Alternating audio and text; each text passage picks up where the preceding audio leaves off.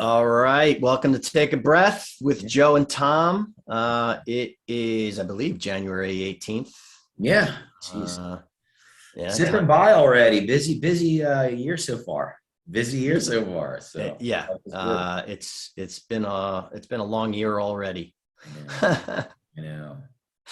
I know. So, we got a lot of attention for the last podcast that we had when we discussed how cold calling is a vehicle to take the place of, I'm sorry, podcasting Right. is a vehicle to take the place of cold calling, and it kind of struck a chord with a lot of people.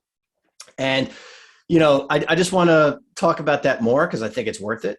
And I think it's so true this much that, like, and you and I have spoken about this. I've received cold calls about products that I need and I'm actually interested in, and I will still rush the person off the phone.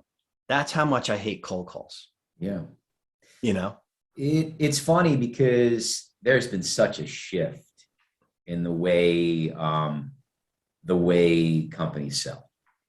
And cold calling is in the rearview mirror. It's in the past. And it's funny you say that because as soon as somebody calls you, there's a tone. And when you hear that tone, like you said, it doesn't even matter if you need the product or not. It's fake. Your mind goes to, I'm working on these things right now. I don't have time for you. And if Or my head's just not there yet. or my head's not there, or I can't sit down and talk for 20 minutes and listen to a pitch. And we're sales guys, so we're sensitive to that. Exactly. And a lot of times if I do find that I need it, or it's something that I may need in the future, I'll say, hey, call back in 2 months. And the best time to call might be around lunchtime or 2:30, because we are sensitive to that. But you're so right.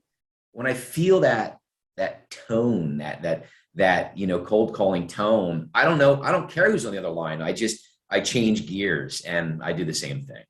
Yeah. And trust plays, such a vital role in all of this.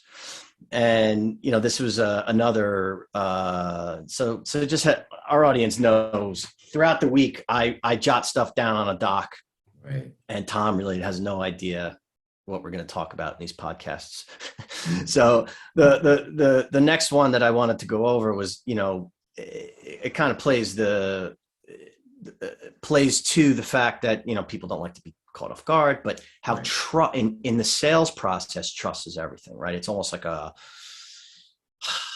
it's almost like a currency, and it takes time to build trust, and there's many things that build trust, that could build someone's trust. And I think, again, if you've seen our podcast, let's say, as an example, for the last 2 years, it may take that long. Be like, you know what? I've listened to these guys. I like these guys. I think it's interesting what they do. I want to learn more. And by the way, we've gotten a lot of business that way. Sure. So it's not just like, this isn't something I that's an idea. It's actually